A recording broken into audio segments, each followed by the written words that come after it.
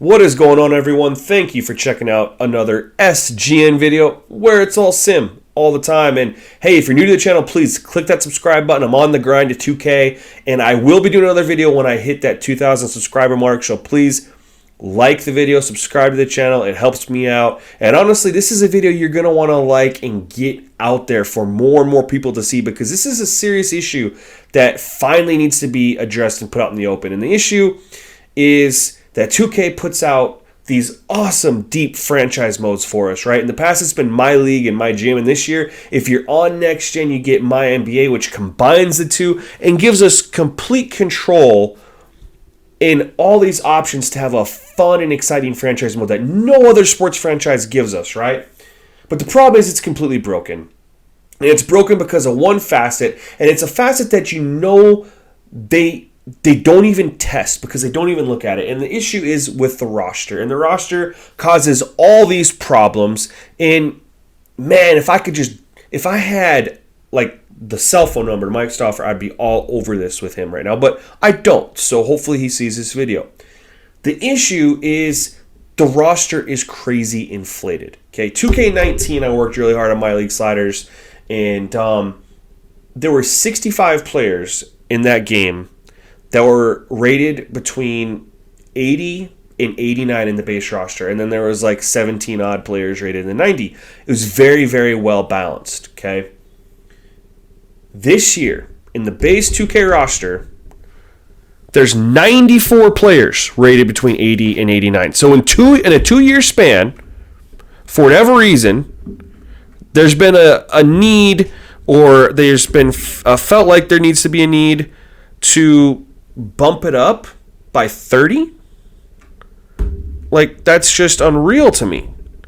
And what happens then is you get all these players rated so high in the game, and it has this trickle-down effect when you get multiple years into what is now a MyNBA, or if you're on current gen of My League, and you know they don't test it, because if they simulated anything with a base 2K roster, they'd realize what issues it causes. And so here's what they don't realize when they release an inflated roster is that, number one, when everyone's good, it removes the talent level between teams. So everyone's competing. There's not much of a drop off, right?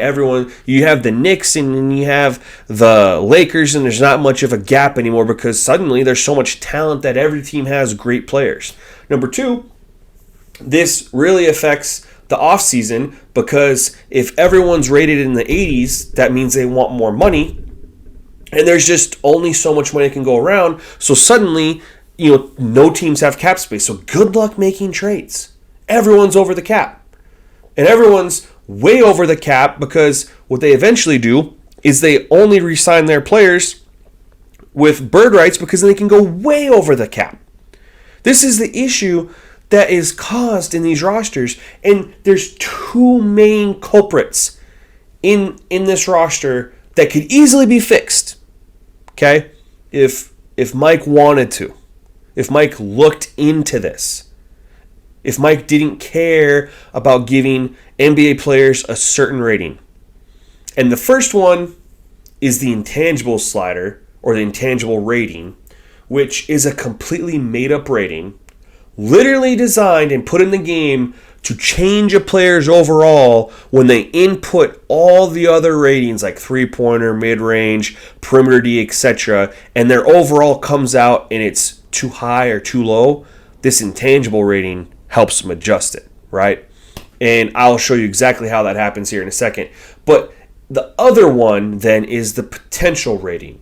And the potential rating is a serious issue because everyone has way too high of potential, and they almost always hit it. And so what happens is you have the players that are already rated 90s and in the 80s, and then you have these players down in the upper 70s, 75, 76, 77, 78, 79, whatever, that have potential rating that boosts them up into the 80s. And so you have a span of 1 to 2 years. You have all the players that were in the 80s already. They're still there.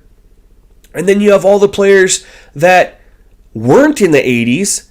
They got better, And now they're up in the 80s. And so with 1 to 2 years, you make these massive leaps in the overall talent in the league. And I'm going to give you guys some examples here. But what I'm going to first do is I'm going to break down and show you exactly what the intangible slider does and how much problems it causes, and how basically removing the slider from the game creates a much better roster than having it in there. Now, it does have some issues that would need to be adjusted, I will admit, but it's so much better than default, it's unbelievable. And then, of course, the potential rating, I don't even know where to begin there, but that needs a complete overhaul. They don't even test that, especially with their attribute progression, decline, and peak sliders. You can tell they throw it in there, they give us the ability to tweak it, but they don't run these tests to see how their roster works with these. And I'm going to show you, because I'm going to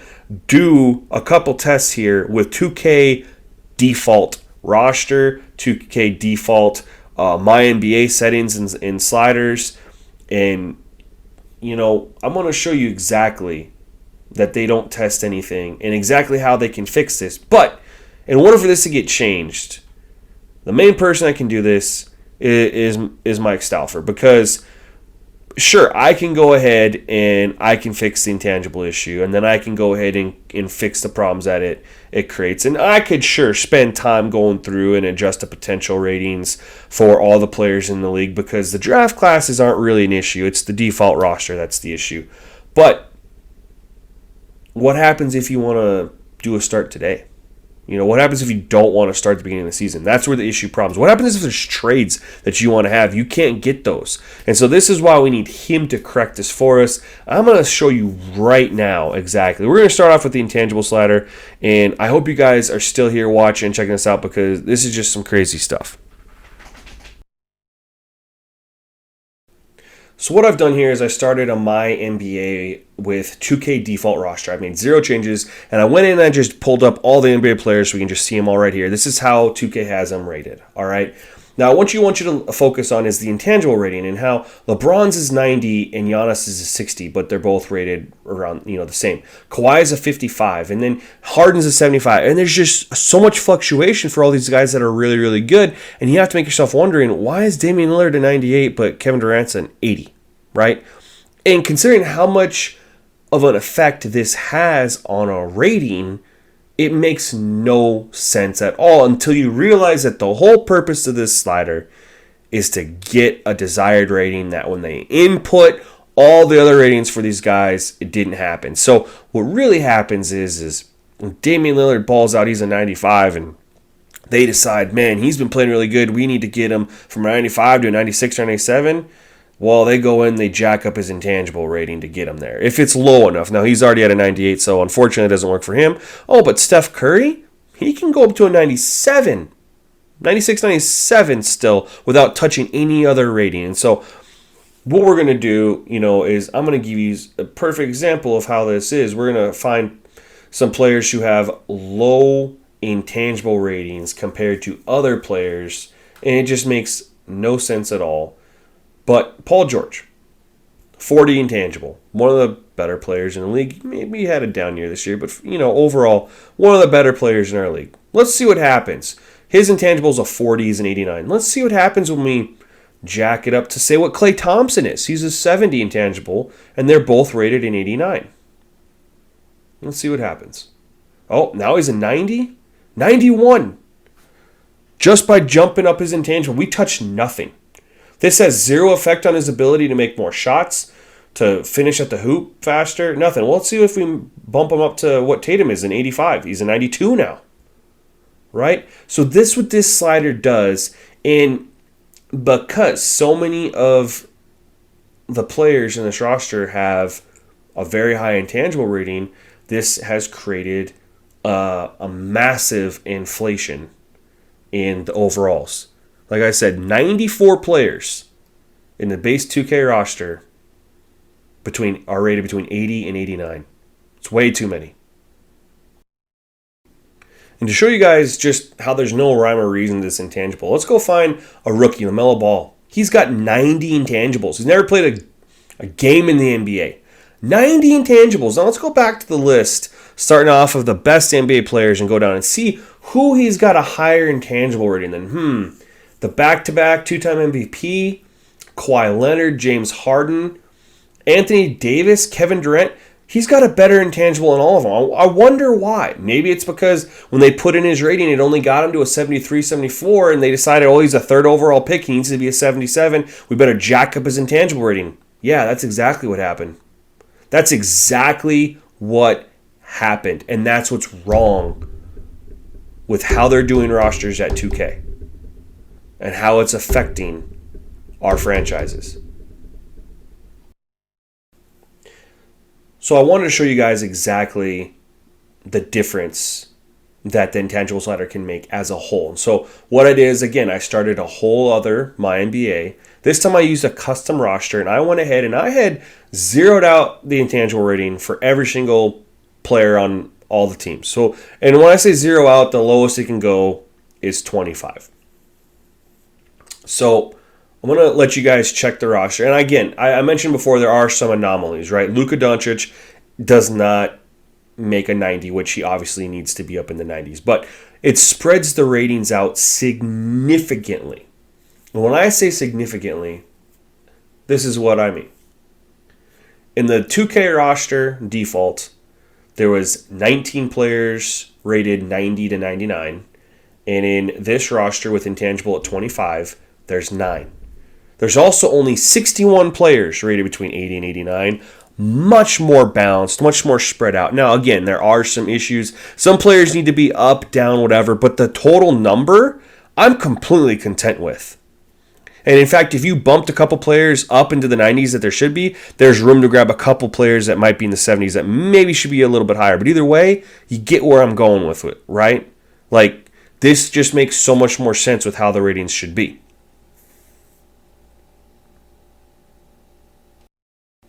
And now I want to hop back over to the 2K franchise that I made with the regular intangibles, the regular roster.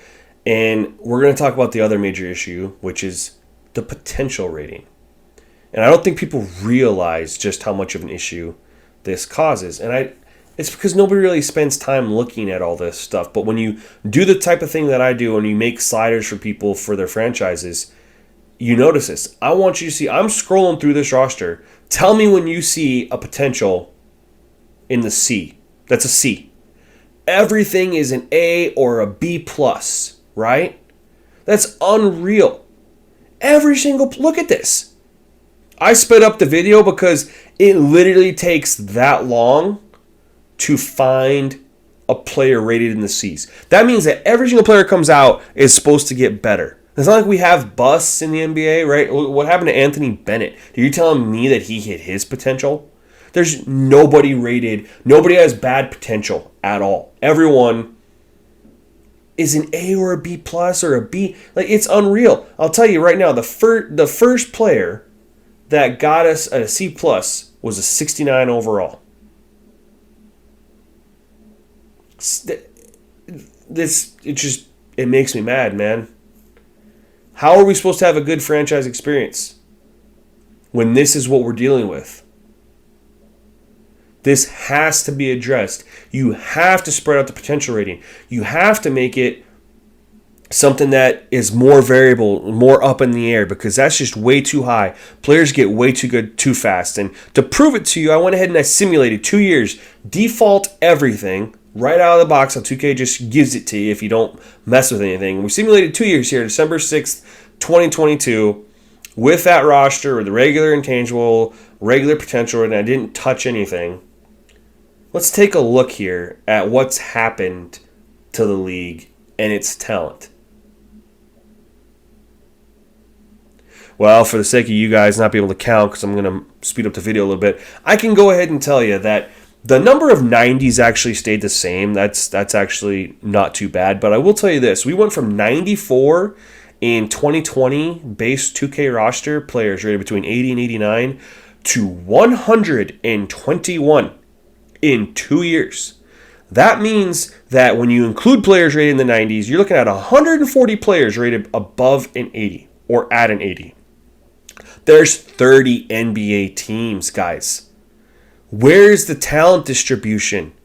Everyone's going to have talent. Everyone's going to be good. Nobody's going to have cap room. No one can make trades. No one can make free agency deals.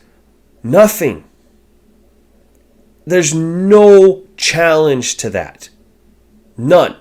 121. And you know what? I went ahead and I did the same thing over here with the Bucks. And this is with the roster that I reduced all the intangibles. Again, we had 61 players in this one, but because of the potential rating, it still screws everything up. Because after 2 years, we go from 61 players rated between 80 and 89 to 94. The jump is unreal, and it's because of the potential rating, and it's initially because of the intangible rating, and this all needs to get fixed if any one of us wants to have a My League we can play for more than a year. Otherwise, giving us all this stuff is good for a season mode, but you can't actually truly get invested in this going down the line. Not to sound like Ryan Moody, but I'd love to know your thoughts on this. Please leave me some feedback in the comment section below and help me get this to some people at 2K that can truly address this. That's Mike Stauffer, maybe the Czar. Mike Wang's gameplay, I don't know, but we need to get this in the eyes of some people that can truly fix this for us so we can make use of this great tool that they've given us with MyNBA. That's all for the video, you guys. Please make sure you stay tuned. The next video. Peace.